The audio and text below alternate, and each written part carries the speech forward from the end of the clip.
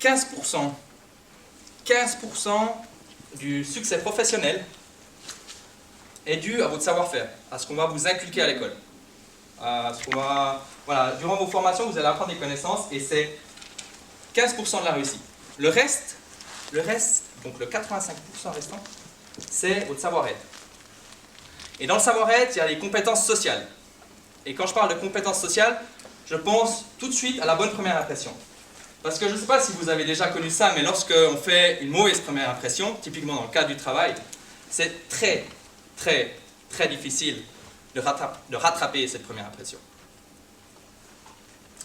Et c'est pour cette raison que j'ai envie de vous parler de cette bonne première impression. Mais en plus de cela, ce qui est très intéressant, c'est quand vous êtes capable de rencontrer des personnes dans tout type d'environnement, que ce soit, je sais pas, dans le couloir de la cafétéria, que ce soit dans la rue, dans un musée, dans une boîte de nuit, dans un bar, ce qui devient très intéressant, c'est que vous n'êtes plus dépendant de vos amis. Vous n'êtes plus là, ah j'aimerais bien qu'on me présente à quelqu'un ce soir. Non, vous pouvez sortir de chez vous et vous faites, ok, je vais aborder des personnes. Et de cette manière, je vais pouvoir rencontrer des personnes que je n'aurais jamais réussi à rencontrer dans d'autres environnements ou en restant avec mes amis. Et ça, c'est vraiment le gros avantage. Maintenant, j'aimerais me présenter avant de partir dans le vif du sujet. Peut-être que certaines personnes me connaissent sous le pseudonyme Julien Prince, c'est le nom que j'utilise sur la toile. C'est un petit peu pour me protéger. Et puis, qu'est-ce qui m'a amené à découvrir la bonne première impression? C'est que j'ai été plongé dans le monde du développement personnel à l'âge de 17 ans. Et j'ai fait 2 voyages qui m'ont particulièrement marqué. Le premier, à Berlin. Et à Berlin, j'ai eu l'occasion d'expérimenter ces premières impressions. Et j'ai rencontré des personnes, beaucoup de personnes.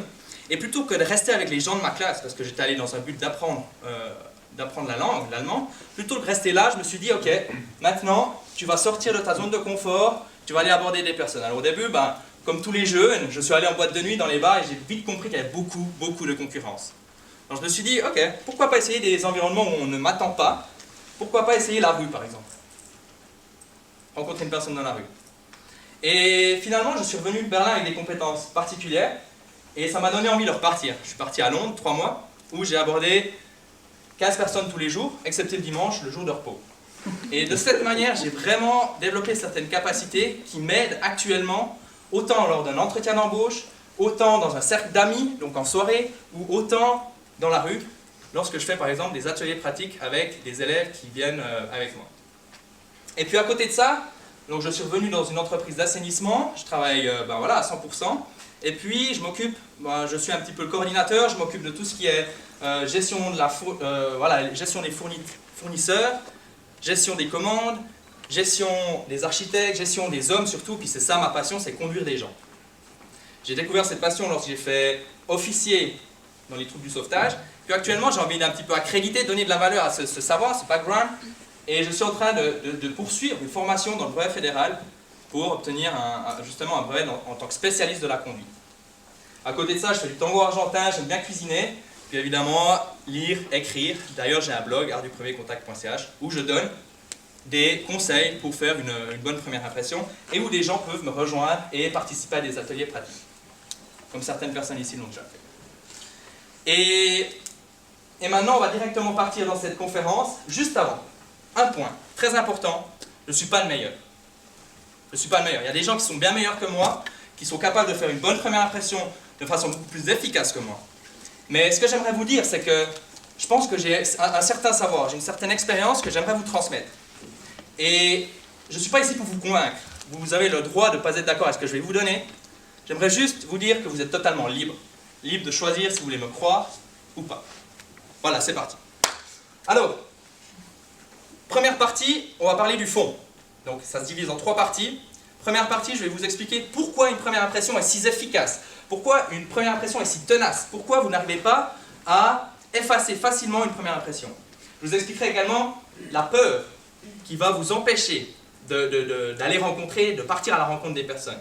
Et je vous donnerai quelques chiffres intéressants. Dans la deuxième partie, je vais vous offrir mon modèle en 7 étapes. C'est un modèle polyvalent. C'est ça qui est très intéressant, c'est que pour moi, il fait office de base. Évidemment, maintenant, je suis à l'aise dans certains environnements, mais quand je me retrouve à rencontrer des nouveaux collègues que je n'ai jamais vus, je suis stressé et j'utilise à nouveau ce modèle. Donc c'est un modèle en 7 étapes. Et dernièrement, la partie numéro 3, je vais vous offrir la possibilité de vous approprier la matière. C'est-à-dire que c'est pas en venant ici que vous allez devenir bon, non, il va falloir travailler. Et ça, c'est un point crucial du développement personnel. Beaucoup de personnes lisent des livres, sont sur des forums. Mais qu'est-ce qu'ils attendent? Ils attendent la pilule magique? Ils espèrent trouver la formule qui va réussir à les faire devenir meilleurs? Non. Non, ça ne marche pas comme ça. C'est de la pratique, c'est des moments de doute. Et ça, j'ai envie de vous donner un modèle qui va vous permettre d'avoir un maximum de chances de réussir. Maintenant, 2 boîtes. On part sur la partie 1. Les deux premières personnes qui sont arrivées ici, c'est vous, madame, vous deux. Je vais vous offrir, à vous, le choix entre l'une de ces 2 boîtes, sachant que vous allez pouvoir la garder. Et ce qu'il y a dedans aussi. Laquelle choisissez-vous? La plus jolie. Comme je dirais le 95% des gens. Ne l'ouvrez pas tout de suite. Cadeau. Et vous, ben, vous allez... Hein? Voilà. Merci.